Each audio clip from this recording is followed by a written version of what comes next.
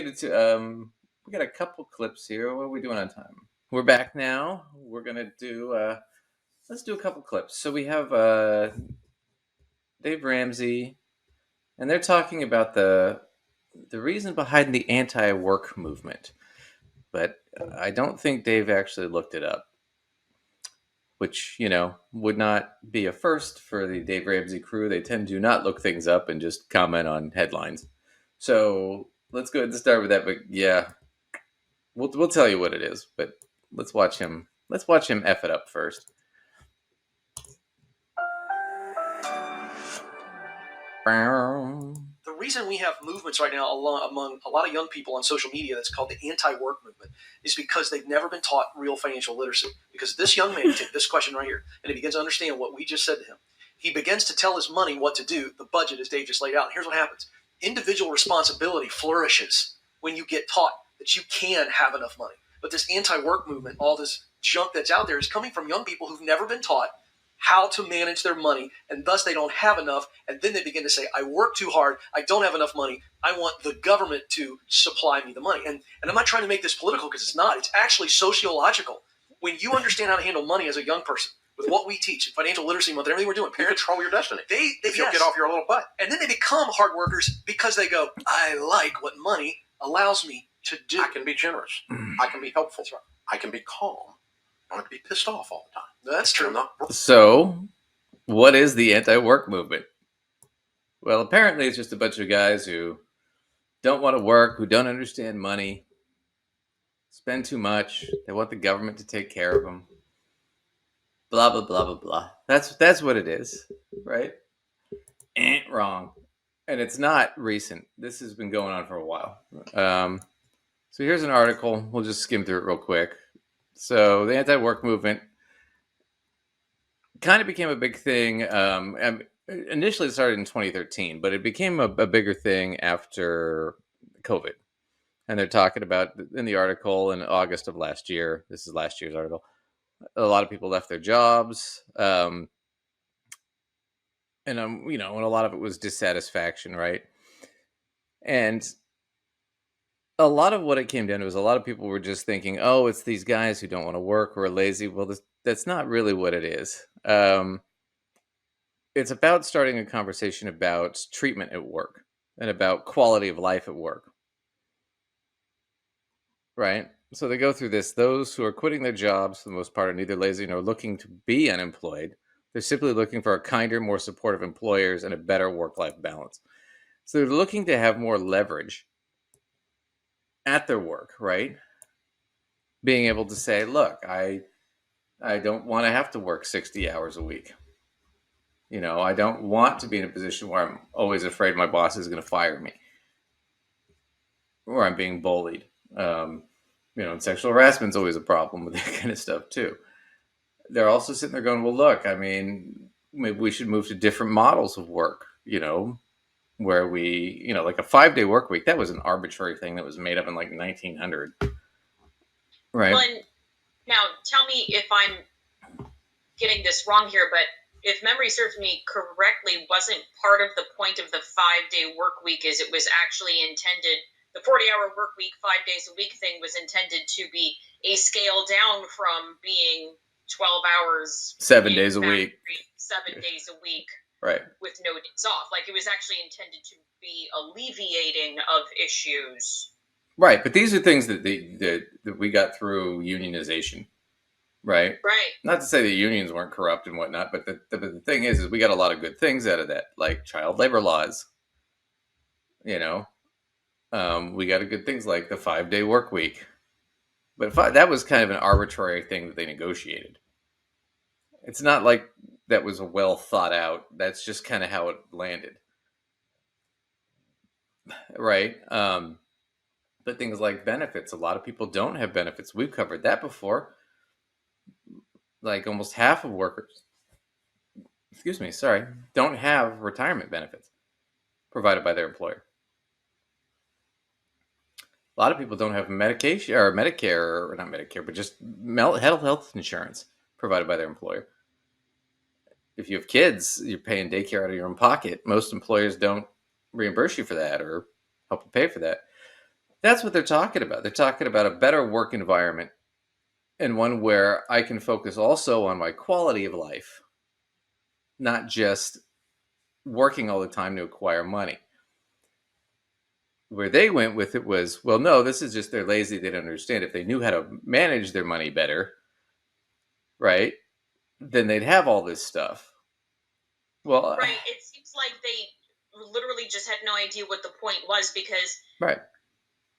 it honestly doesn't have much to do with money. It has way more to do with the quality of life than an amount being earned or that sort of thing. Well, right. But the point is if you're killing yourself 60 hours a week, right, and you're in a volatile work environment where you're always at risk of your boss threatening to fire you all the time, right, or it's just hostile in every way, and it's damaging to your social life and your ability to have any sort of life or family, then it doesn't matter how well you manage your money.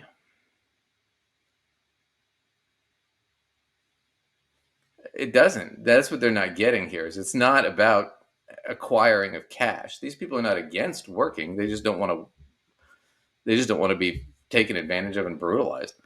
Well, Essentially, and cash just provides the point. The point has more to do with, quality like of you keep life. saying, the quality of life. And I think there's probably some sort of side elements of, that relate to quality of life that have to do with wanting a little more custody of your time, people not wanting to grind it out like 60 hours a week just to climb a corporate ladder or whatever. COVID sort of taught them, like, maybe I'm just good with like my standard 40 and I don't need to be killing myself at 60 because there's kind of just like some other stuff I want to do. Exercise with kids. Right, absolutely. But that's the thing they're not getting. So like, but think about it. Let's look at it. I'll put it on my employer hat, right? I'm the employer. Look, I'm trying to make money, but from the employer standpoint, right? I want to work you to death if I can and pay you as least as I can because that's how I make my money. So if I were employer, right, like Dave Ramsey is, and like what they're kind of doing here, I'd be sitting there going, well, look, man, if you just kill yourself and work really, really hard and acquire enough money, then eventually you'll have all these things that you want. But when? 10 years now? 20? 30? Right? That's the whole point of the movement is no, I want this now. Right? I want to have a better quality of life now. I don't want to kill myself working 60 hours a week to maybe have that in 20 years. Right. But they can't. No. It has to be about you have to suffer in order to get that. The reverse argument is no, I don't. I can just quit. And they say, well, no, but if you quit, then you're never going to get it and you're a loser. It's like, okay. See, their argument doesn't do anything. Yeah, but that's what the point is that's what they're going to argue here. But that's all it is it's just horse shit at the end of the day. So. Yeah, right.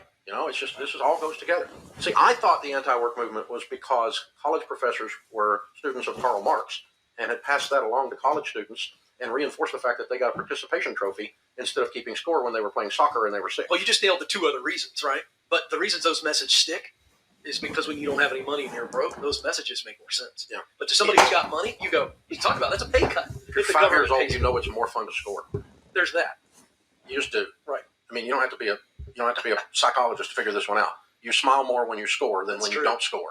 So go score. That's what work is. It's score. Go score. That's what it is. Yeah. Just go score. Yeah. Go put the ball. That literally doesn't even make any sense. It doesn't make any sense. Like he's having a conversation about a topic that's not actually what it's about.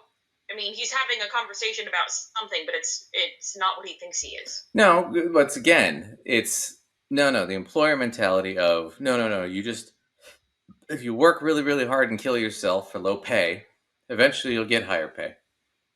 It'll just work out. How? We don't know. It's a mystery, right? But he gives a great analogy to the sports analogy. It's like, oh, well, if you go out and you score, you'll feel better about yourself and you'll feel better about life and blah, blah, blah, blah, blah. And it's like, but that's great. But if my employer's taking advantage of me, my employer has all the advantage. Right? So how do I score when I'm fighting when it's me against, like, let's say it's soccer, it's me and there's 20 other guys in the other team. How do I score against 20 guys when it's just me? He doesn't get that it's an unequal field to begin with. So they're basically saying, why am I playing if I'm just going to get my ass kicked every time? Right. There's no point. It's sort of like it's like a gym class in elementary school Right. or middle school. You play all these team things, and you're always the kid who's picked last, and you always end up on the team of people who have absolutely no chance of being able to beat the whatever, and then everybody's surprised when you don't want to participate in gym class. Right. Yeah, because if it sucks every time, then what's the point? Yeah. I'm always on the losing team. I'm always picked last, and really the whole thing isn't fun and sucks. Like, right. You can't be shocked I don't want to play. Yeah. But that's the thing they're Doesn't missing. make me a loser. It makes me logical. Right. That's the thing they're missing here. We'll watch a little bit more of this, but they don't even describe what it is, though, what the movement is and what it's about. But it seems as though they really don't know. And I'm not even trying to be mean to them in saying this. It's just like they're having a conversation about a topic they think is important, but they're attributing it to this movement that doesn't. They think it's just people that don't want to work. That's not what it is. It's just, it's unfortunately named anti-work, but that's not what they're saying. They're talking about better working conditions.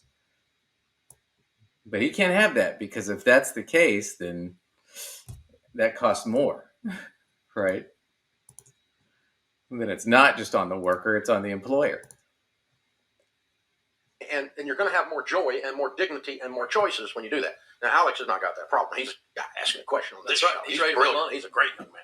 And so, we got a lot of great young people out there. That's right. But we do have a group of participation trophy graduates who are intent on making mediocrity their goal. And it's a problem. It is. And by the way, this is what leads to credit card debt at an all-time high, student loans all-time high. I've got to rely on somebody else to give. Where does that? I don't know where they get that from. How does how does that lead to credit card debt? These people just want better working conditions. Does that mean they're going out and maxing out their credit cards? No.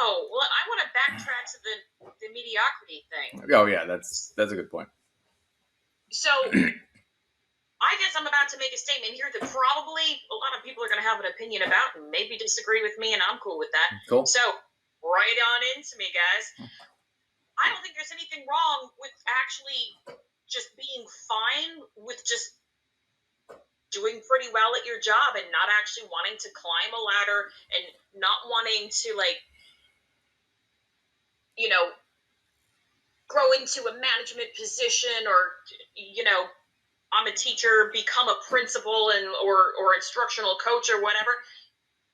And I'm sick to death of stuff like that. I've had conversations with many friends, actually in many different fields, not even just in education, who are really sick of going into their performance reviews with bosses being like, so where would you like to advance your career? And they're like, actually, I really like just doing the thing I'm doing and I'm good at it. So can I just do that? Yeah. I'm super productive at it. I'm good at it.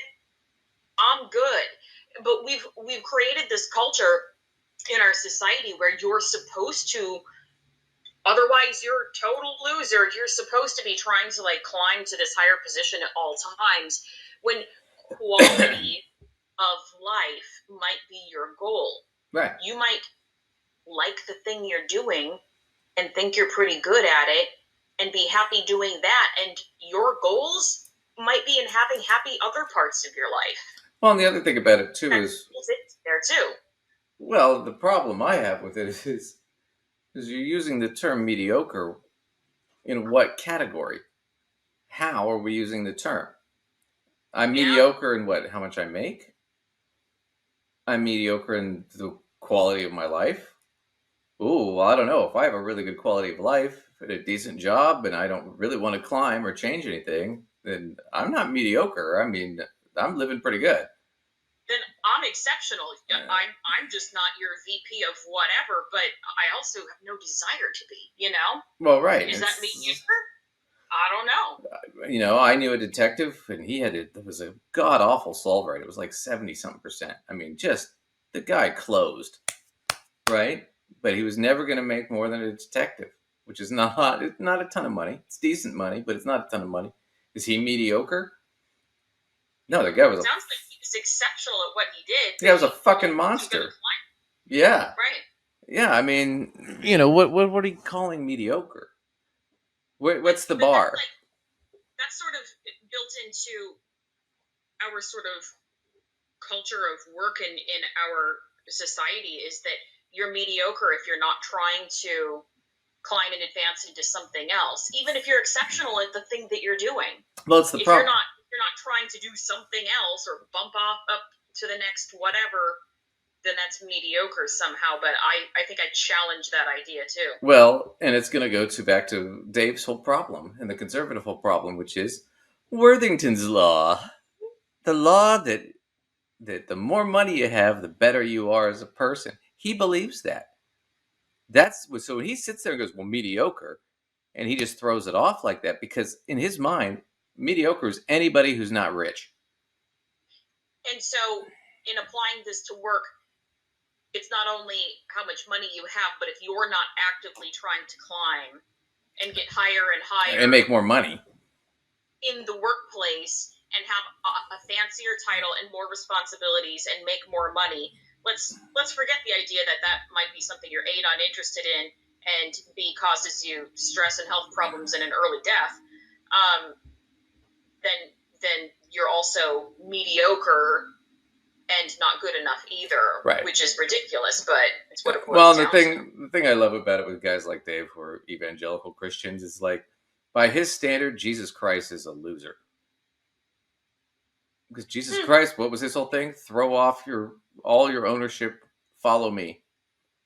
Get rid of all your possessions. You know what? Jesus didn't own anything. All of the guys who followed him probably quit their jobs. I mean, I don't know for sure, but it doesn't really look like they were like going and working 60 hours a week and then like finding this time for this meeting with Jesus on top of it. Yep. I mean, maybe they were, but I sort of felt like they quit their jobs and said, all right, let's go do this thing. Well, I don't know. I mean, I've read this Sermon on the Mount. That's basically the whole, is throw off all your possessions and follow me. I mean, he's we're talking about the same Jesus that in the Bible says it's easier for a camel to pass through the eye of a needle than for a rich man to enter the kingdom of heaven, which Dave is. But he skips those parts, the parts he doesn't like. One of my other favorites from the Sermon on the Mount is Jesus talks about lawsuits, basic suits, right? And basically says, hey, if somebody basically sues you or accuses you, then you should just concede and give them what they want. You shouldn't contest it. But Dave's contested employees suing him a bunch of times. So, yeah, I mean, the whole thing is horseshit. It's this, once again, it's that mentality that money is what matters. And what these guys are saying, the anti-work people are saying is, no, my quality of life is more important than my fucking bank account. That's what they're not getting. That's why they have to, they're losers. They got trophies as kids. They're a bunch of whiny bitches. That's all they're doing now. That's all it is. But they have to do that because they don't understand it. Because they can't really debate them. How are you going to win that? I want this. No, you don't. No, I do. I mean...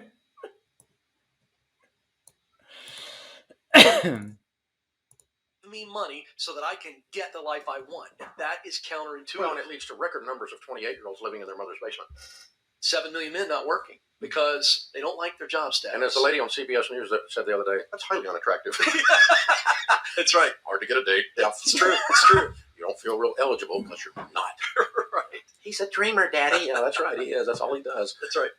It means you're going to live in my basement. You're dating a dreamer. Oh, God help me. Yeah. I'd love for you to say he's a doer. Please tell me he's a... Well, whatever. See, it's once again, it's just they're losers. They're losers. They're losers. You don't know the status of these guys or girls. It's a lot. I mean, it's both. I mean, and they could be dating. There are a lot of poor people that date that don't have anything. You don't have to be rich to fucking get laid. So, wait a minute, Duncan. You don't make somebody give you pay stubs before you go on dates with them? Well, I check their credit record first, but yeah. You pull their credit report, ask them for their. If they got a below 650 FICO score, I don't. Yeah, they're not getting with all of this. I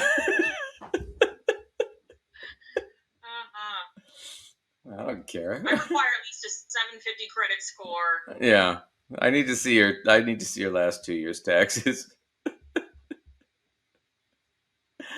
Right. I don't care if they're rich or poor.